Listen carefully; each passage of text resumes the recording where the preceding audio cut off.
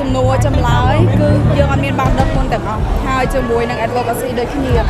គឺយើងមានបានដឹងមុនថា advocacy គាត់គឺបានណាសំណួរចម្លើយខ្ញុំត្រូវធ្វើបែបណាដើម្បីទៅសួរគាត់ទេហើយដែលខ្ញុំគិតបានភ្លាមខ្ញុំស្ដាប់បានអីគឺខ្ញុំឆ្លើយហ្នឹងគឺខ្ញុំសួរសំណួរក្រោយឈ្នះមកគាត់ខ្លាចជាជ័យលាភីលេខ1សម្រាប់ Micosmo Comedy ឆ្នាំ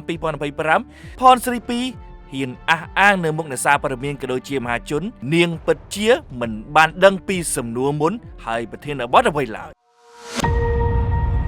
ចង់បានស្បែកសឲ្យមានសុវត្ថិភាពចាំខ្ញុំនាំជាមួយនឹងលេធាមវាយមេប្រាក់ជាមួយនឹងស្ប៉ាស្បែកមាសបងប្អូនប្រើតាំងពីមុខនេះចូលគ្នាជួយពន្លឺស្បែកយើងឲ្យសលឿនសបែបមានសុវត្ថិភាពមានសំណើមភ្លឺចេញពីខាងក្នុងតែម្ដងតែដែលបានផលលេធាមវាយមេប្រាក់ហើយគឺស្បែកសមាត់រលោងសបែបមានសុខភាពល្អនិងជួយព្យាបាលស្បែកខូចជាពិសេសគឺស្បែកដែលងាយរងប្រតិកម្មពិតជាអស្ចារ្យមែនក្នុងរាត្រីថ្ងៃវគ្គពេញបរិបទរបស់ Micosmo Comedy ឆ្នាំ2025ដែលវេទិកាចុងក្រោយនេះគឺថបចំនួន2រូបដែលបានកាន់ដៃគ្នាដល់វគ្គប្រកួតថ្ងៃចុងក្រោយនោះគឺកញ្ញាប៊ីសាធីរីនិងកញ្ញាផនស្រី2ក្រោយពីគណៈកម្មការបានជ្រើសរើសនិងវិតម្លៃរួចមកការប្រកួតនៅវគ្គចុងក្រោយនេះពិតជា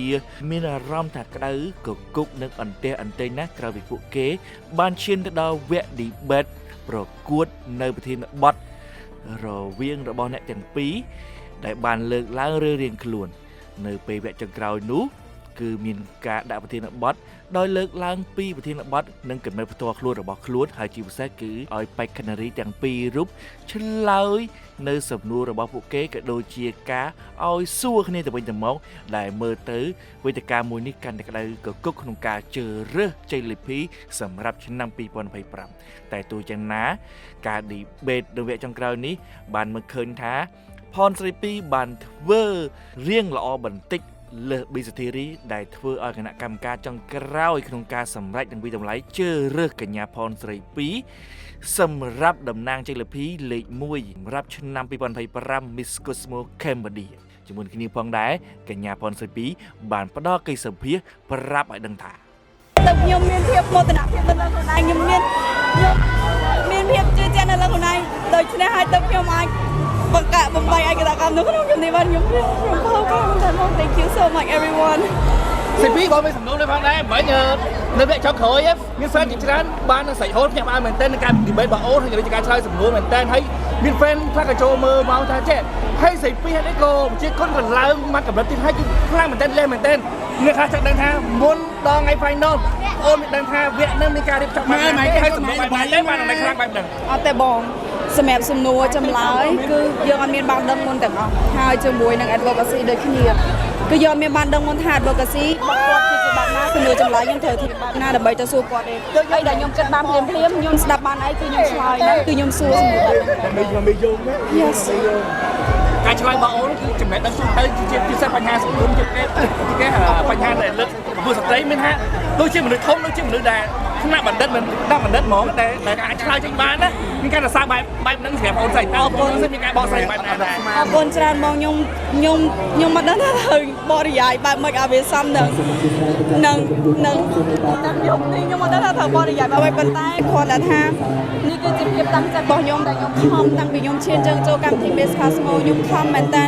អត់ដែលបានគេសូម្បីតែមុន prelim ឬក៏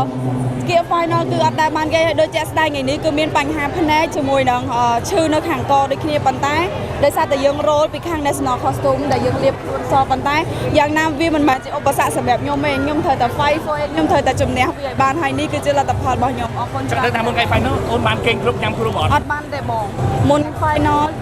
មកតែហាត់សមចប់គឺម៉ោង12ទៅដល់ម៉ោង1មកទៅដល់ទៅយើងត្រូវទៅរ៉ូបនេះទៀតព្រោះដោយសាររ៉ូបនេះគឺយើងអត់បានធៀមទេហើយយើងបាន designer មកពីខាងបង Jackson ពីខាងបាត់ដំបងអញ្ចឹងគឺយើងគាត់តាមមកដល់ឈុតនឹងមកដល់ភ្លាមគឺយើងលោភ្លាមយប់ម៉ោង2ហ្នឹងម៉ោង3បានខ្ញុំបានគេហើយព្រឹកឡើងយើងត្រូវ wake up មកដើម្បីយើងធ្វើត្រៀមខ្លួនសម្រាប់ final នឹងទៀតបងសម្រាប់សេពីពណ៌អូនបានជួបដូចជាសម្រាប់នៃបងប្អូនតែតើអ្វីដែលអូនបានជួបទៀតពួមនឹងការពួមនំនៅសិល្បៈវប្បធម៌ផ្សេងៗរបស់កម្ពុជា Yes បងសិល្បៈវប្បធម៌អ្នកណាក៏ត្រូវតែលើកដំកើងដែរបងប៉ុន្តែអីដែលសំខាន់ខ្ញុំនៅព្យាយាមយក advocacy របស់ខ្ញុំទៅធ្វើ empowering women លើកកម្ពស់ដល់ស្ត្រីជំនាន់ក្រោយដែលគាត់ ចង់បំពេញនៅក្តីសម័យរបស់គាត់ឲ្យខ្លាចជាការពិតអញ្ចឹងខ្ញុំនៅតែកាន់គោលចំហរបស់ខ្ញុំនៅលើដំណើរ advocacy របស់ខ្ញុំឲ្យខ្លាចជាការពិតនៅក្នុងដំណើរ Miss Cosmo របស់ខ្ញុំបង ជួឃើញយ៉ាងម៉េចដែរបន្ទាប់ពីលទ្ធផលហើយតើតើភាពសុក្រិតពីយុទ្ធធម៌មិនមែនអាំងលោកថាខ្លួនឯងជួបបានគិតថាកម្មវិធីល្អទេ អត់ទេបងមុននឹងយើងឈានចូលនៅក្នុងកម្មវិធី Miss Cosmo គឺយើងបានរៀនយល់យើងបានស្វែងយល់ពីកម្មវិធី Miss Cosmo ហើយអញ្ចឹងមុនគឺកម្មវិធី Miss Cosmo ខ្ញុំអាចនិយាយបានថាគឺសុក្រិតខ្លាំងមែនតើនៅក្នុងមួយវគ្គគឺគាត់ដាក់បន្ទុកដោយសុក្រិតមែនតើការបេក្ខភាពទទួលបានលទ្ធផលបែបណានេះគឺជាសមត្ថភាពរបស់គាត់ហើយខ្ញុំក៏មានមោទនភាពលើខ្លួនឯងដែលខ្ញុំអាចបាត់ខ្លួនដោយ ពីចុងក្រោយអូវិនសាយម្ដងផ្ញើទៅដល់អ្នកគ្រប់គ្រងជាពិសេសអ្នកដែលខ្លះគាត់បានគ្រប់គ្រងទេហើយខ្ញុំអើបងដែលបានចេញចូលទីទីផងដែរ និយាយជាក់ស្ដែងបងពេលដែលខ្ញុំចាប់ផ្ដើមឈានជើងចូលនៅក្នុងកម្មវិធី Miss Cosmo គឺខ្ញុំអត់រំពឹងថាខ្ញុំនឹងទទួលបានមកកត់ទេអីដែលខ្ញុំរំពឹងនៅក្នុងកម្មវិធី Miss Cosmo អីដែលខ្ញុំឈានជើងនៅក្នុងកម្មវិធី Miss Cosmo គឺខ្ញុំរំពឹងថានឹងធ្វើឲ្យ fan ទាំងអស់គ្នានៅប្រទេសកម្ពុជាស្គាល់ឈ្មោះថាស្រីពីរស្គាល់ឈ្មោះថាបបរកញ្ញាម្នាក់នេះឈ្មោះផនស្រីពីរមានសមត្ថភាពពិតមិនមែនគ្រាន់តែជាមានន័យថាមិនមែនគ្រាន់តែយើងសម្ដែងឲ្យយើងមានអ្នកគ្រប់គ្រងពីខាងក្រៅហើយសូម្បីតែការដែលខ្ញុំជោគជ័យនៅថ្ងៃនេះក៏ខ្ញុំមាន team ដែលល្អដូចជាបងហ៊ីចូលរបស់ខ្ញុំ make up ដែលគាត់តាំងតែធ្វើឲ្យខ្ញុំស្អាតជារៀងរាល់ថ្ងៃនៅក្នុងកម្មវិធីមួយហើយមានម៉ាក់ខ្ញុំដែលគាត់ជាអ្នកដែលនៅ background ដែលចាំ support ខ្ញុំគ្រប់សពបែបយ៉ាងបងមិនថាខ្ញុំត្រូវការអីម៉ាក់ខ្ញុំគឺបំពេញចន្លោះឲ្យខ្ញុំទាំងអស់ហើយខ្ញុំចង់អរគុណដល់ team ទាំងមូលដែលបាន support ខ្ញុំ my sort អ្នកច្រើនទៀតដែលខ្ញុំមិនអាចនិយាយឈ្មោះច្រើនបានទៀតទេព្រោះវាច្រើនខ្លាំងមែនតើហើយទាំងអស់ហ្នឹងគឺខ្ញុំចង់អំណរទៅដល់ពួកគាត់ដែលនេះគឺជាដំណើរនៅក្នុងកម្មវិធី Miss Cosmo ដែលខ្ញុំត្រូវតែអំណរទៅដល់ពួកគាត់ អរគុណច្រើនពី អរ